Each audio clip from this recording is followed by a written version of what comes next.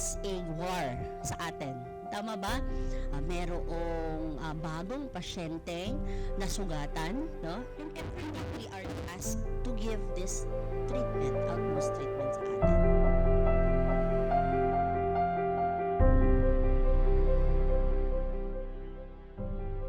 And we have to be strategic. And one way of doing that is having a clear guide of our policy, a seamless policy that each and everyone should understand.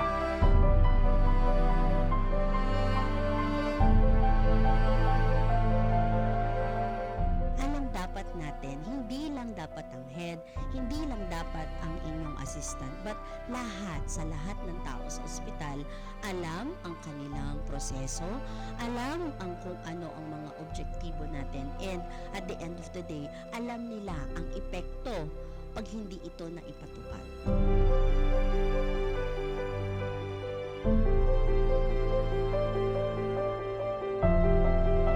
So, it has a very, very, very great responsibility on our part, no?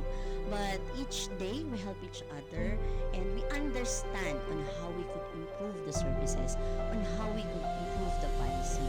Because what we're going to do today in the next 3 days, hindi lang matatapos dito, no? It is a continuous process because after crafting all these policies and doing all that is strategic so that we could implement it, hindi improve pa natin siya.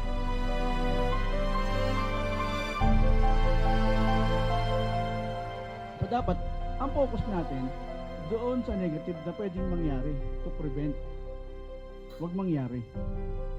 Yung 24 hours na processes natin. Kasi maaring maganda lang yung process natin the morning kasi nandiyan dyan lahat yung mga heads. Paano naman yung gabi?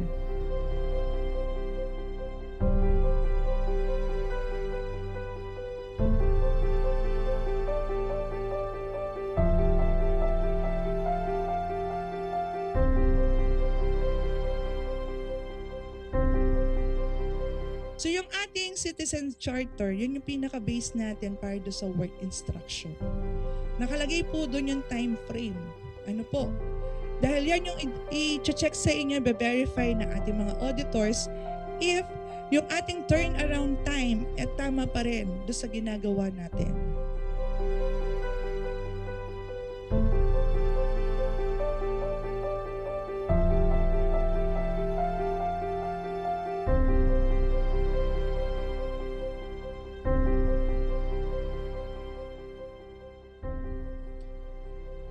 Purposes of record management, achieve clear description of responsibilities and accountabilities. Para alam natin sino ba dapat ang gumawa ng document na yon. Ano po?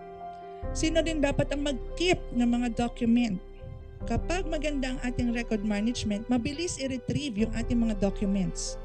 Pag hindi kaagad na-retrieve yung inyong patient chart, ibig sabihin may problema kayo sa filing system.